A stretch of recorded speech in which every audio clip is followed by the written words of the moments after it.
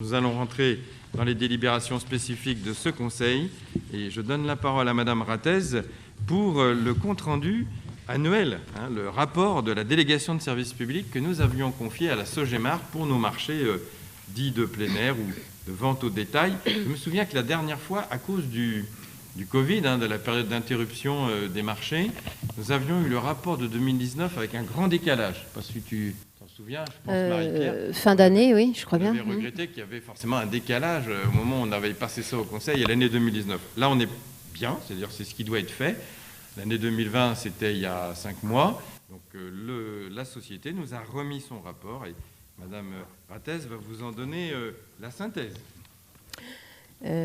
Oui, je voulais dire, oui, elle nous avait remis très tardivement, c'est sur la fin de l'année, le dernier trimestre qu'on a commenté les chiffres de 2019. Donc, alors, la commune, elle a toujours 2 marchés, de vente au détail les jeudis et les dimanches matins, ainsi que diverses activités commerciales non sédentaires sur le domaine public. La délégation de service public pour assurer la gestion des marchés a été renouvelée par le conseil municipal le 10 décembre 2020. Aussi, conformément à l'article 33 du décret du 1er février 2016, relatif au contrat de concession, l'exploitant doit remettre chaque année à la ville un rapport. Donc, je vais vous en faire un résumé, sachant qu'il a été envoyé avec le compte-rendu de la commission ATEV, Commission Aménagement du Territoire Développement Économique du 18 mai. Donc là, c'est un résumé. Donc, on commence toujours par parler des abonnés. Une petite baisse sur l'année 2020, il y en a 21 le jeudi et 6 le dimanche en comptant l'ostréiculteur de la place des Échoppes.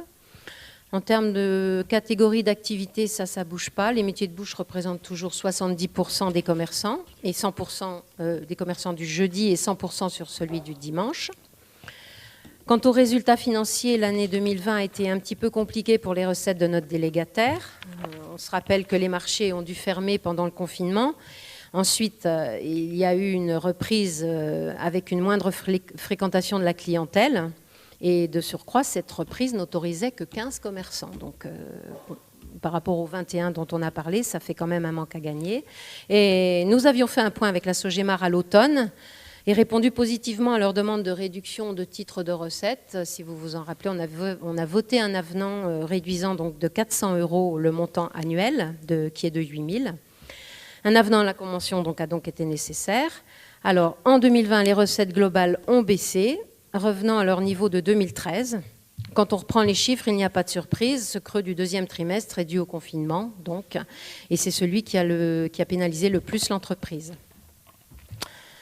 Ce qui, pour l'année 2020, laisse un résultat brut de 1 279 à la salle Sogemar, en recul de 678 € par rapport à 2019. Et 2019 était déjà en recul de 679 € par rapport à 2018. À l'époque, le manque de chiffre d'affaires était dû au déplacement du marché pendant les travaux qui avaient eu lieu sur la place du marché. Vous dire aussi que la société a changé de gérant. Madame Ménard a vendu ses parts à monsieur Anthony Barrault, qui était son adjoint placier depuis 10 ans, donc il connaît le métier.